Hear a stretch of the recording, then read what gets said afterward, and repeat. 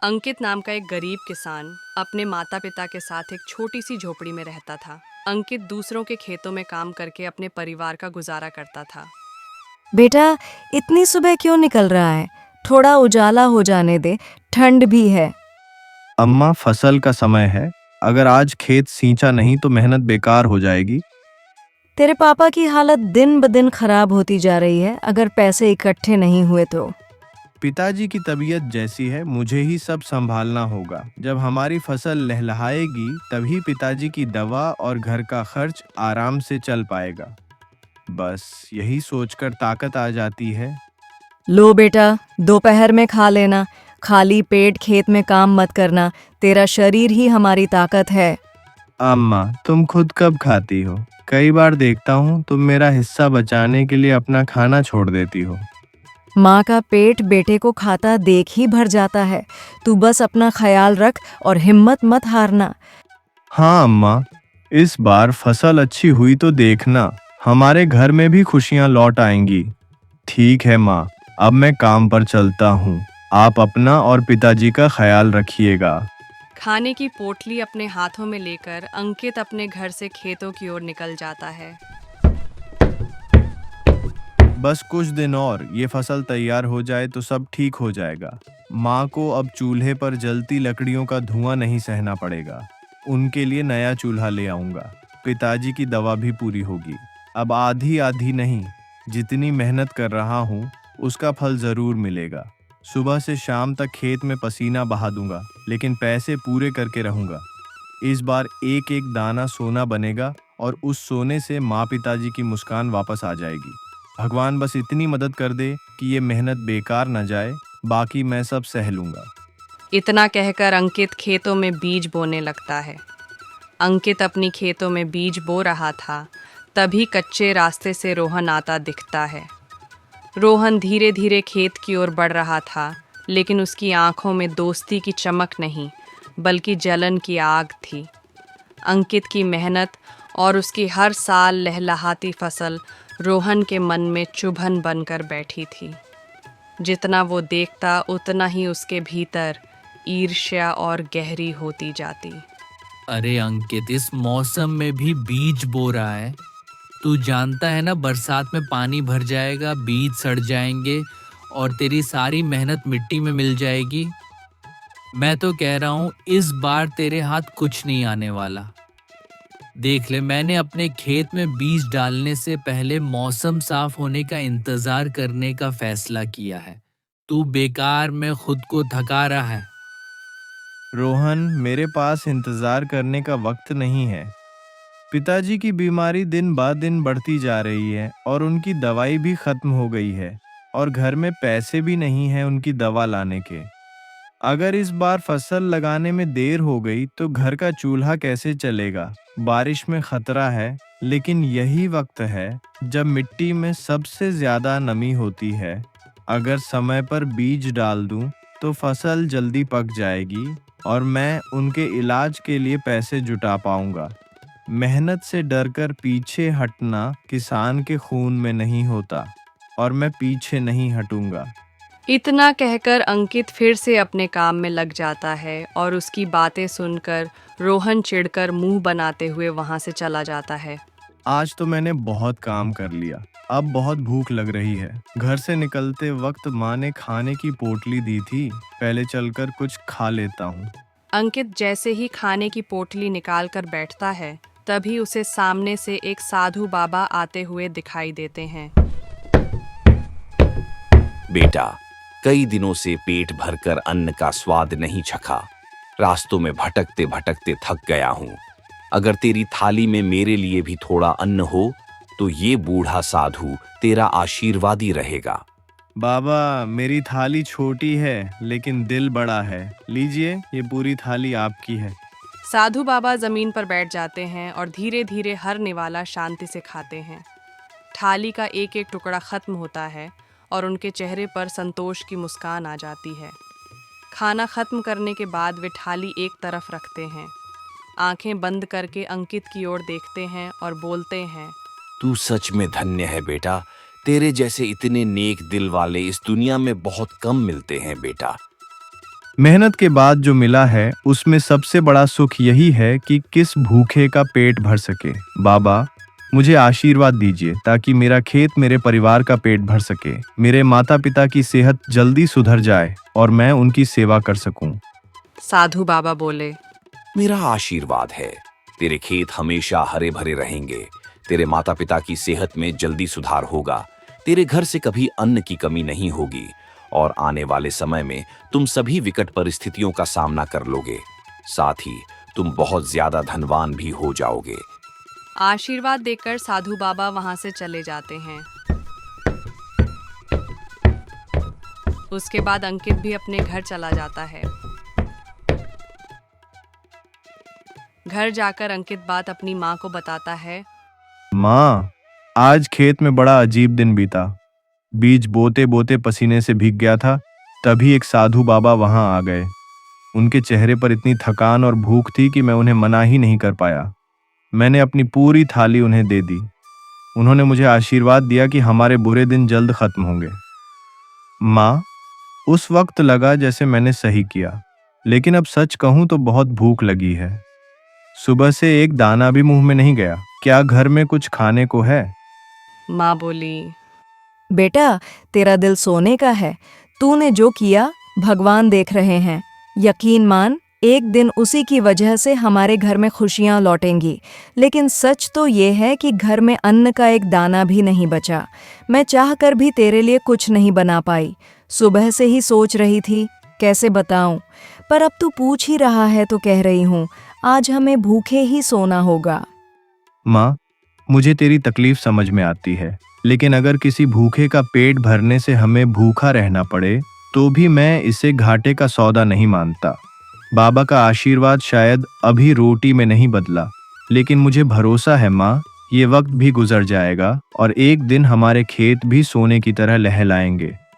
अंकित की माँ उसे घर में खाना न होने के बारे में बताती है, जिसे सुनकर वह परेशान हो जाता है और भूखा ही सो जाता है। दिन ऐसे ही बीत रहे थे। अंकित दूसरों के खेतों में काम करता और अपने माता पिता का गुजारा कर रहा था। साथ ही वह अपने खेत पर भी ध्यान देता था। भगवान की कृपा से मेरी फसल तो बहुत अच्छी हुई है। इस बार मुझे अच्छा मुनाफा मिलेगा। तभी उसका दोस्त रोहन एक बार फिर उसके पास आता है। वाह अंकित, इस बार तो तेरे खेत में कमाल की फसल हुई है। सच कहूं तो गांव में किसी के खेत में इतनी बढ़िया पैदावार नहीं हुई। तू तो अपने खेत संभालने के साथ साथ दूसरों के खेतों में भी मेहनत करता है, फिर भी ये नतीजा। मेरे खेत में तो बारिश भी ठीक हुई, बीज भी अच्छे डाले थे, फिर भी फसल आधी रह गई। तूने क्या जादू कर दिया भाई। जादू टोना कुछ नहीं है, बस खेत को अपने परिवार की तरह संभालना पड़ता है। मैं सुबह से शाम तक मेहनत करता हूँ। पानी, खाद, देखभाल सब समय पर करता हूँ। दूसरों के खेत में काम करके जो अनुभव मिला वो अपने खेत में लगाया। मेहनत कभी धोखा नहीं देती भाई, बस धैर्य रखना पड़ता है। दोनों यह बातें कर ही रहे थे कि तभी जोरदार बारिश शुरू हो जाती है। यह देखकर अंकित घबरा जाता है। अरे यह क्या, अचानक से इतनी ज्यादा बारिश क्यों शुरू हो गई? अगर यह बारिश थोड़ी देर के लिए हुई तब तो ठीक है, लेकिन अगर लंबे समय तक हुई तब तो मेरी सारी फसल बर्बाद हो जाएगी। इतना सुनकर रोहन खुश हो जाता है और कहता है, बारिश बहुत तेज हो रही है, अब मुझे घर चलना चाहिए। इतना कहकर रोहन मुस्कुराते हुए वहां से चला जाता है। देखते ही देखते बारिश बहुत तेज हो जाती है और अंकित की सारी फसल बर्बाद हो जाती है। ये सब क्या हो गया? इस बारिश ने तो मेरी पूरी फसल बर्बाद कर दी। मैं बर्बाद हो गया और मेरी पूरी मेहनत बेकार हो गई।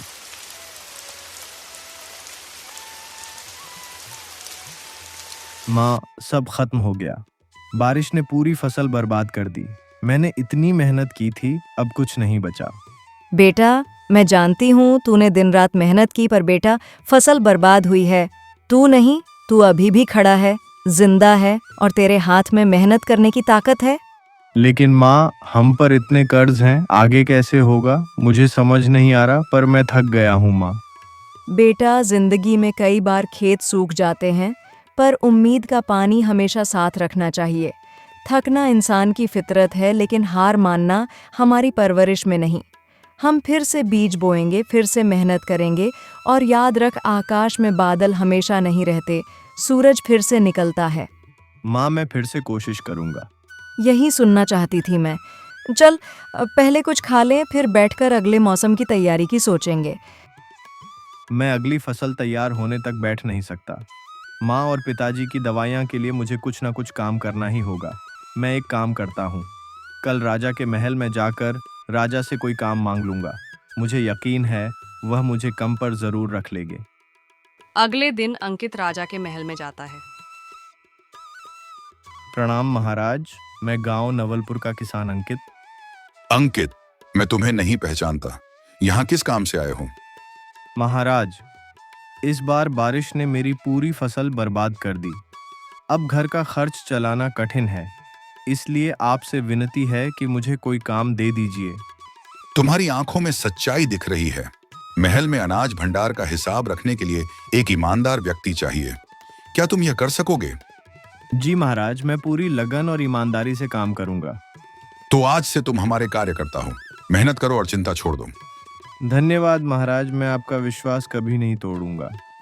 अंकित राजा के दिए हुए काम को करने के लिए तैयार हो जाता है।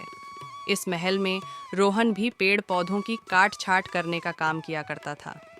अंकित को वहां देखकर उसे बिल्कुल भी अच्छा नहीं लगा। अच्छा, तो अब यह अंकित राजा के महल में भी काम करने लगा।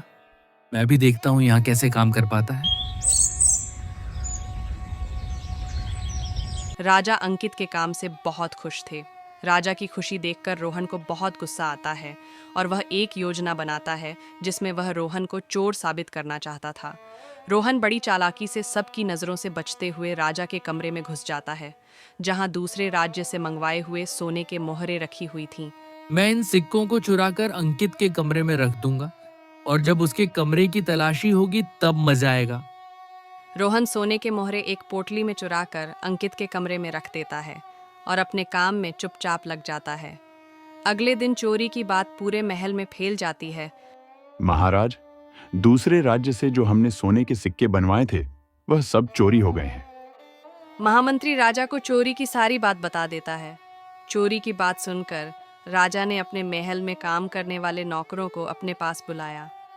जिसने भी हमारे महल में चोरी की है तो उसका नतीजा बहुत बुरा होगा, बहुत बुरा।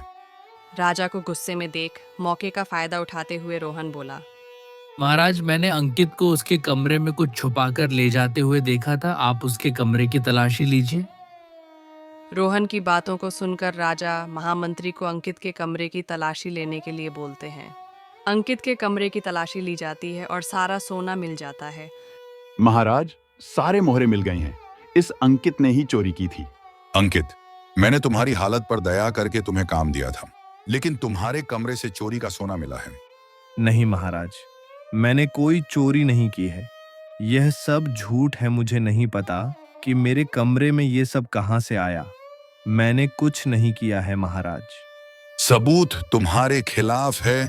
मैं ऐसे व्यक्ति को महल में नहीं रख सकता। आज से तुम्हारी नौकरी खत्म।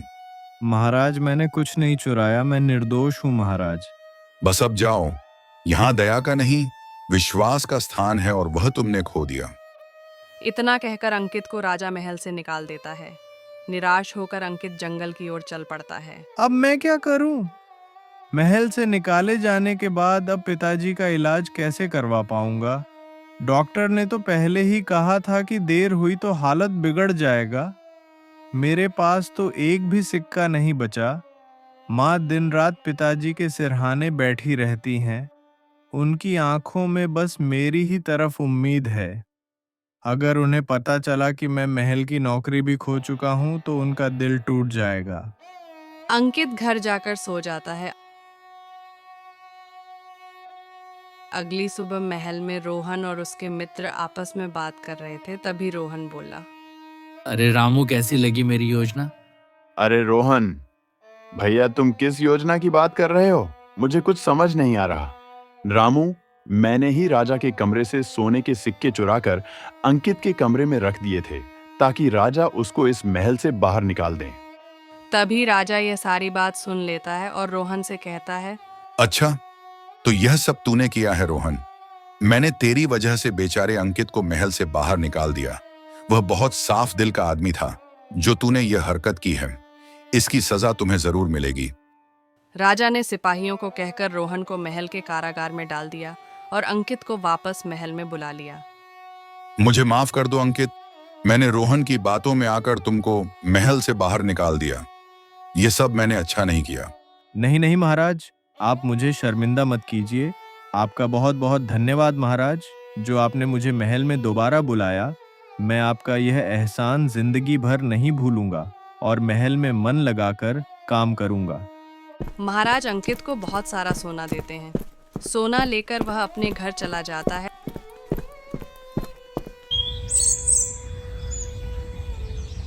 थोड़े दिनों बाद वह बहुत अमीर व्यक्ति हो जाता है।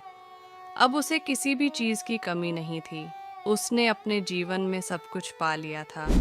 अगर आपको हमारी यह कहानी अच्छी लगी हो तो कृपया करके हमारे चैनल को सब्सक्राइब करें ताकि हमारी अगली वीडियो आपके पास सबसे पहले पहुंच जाए।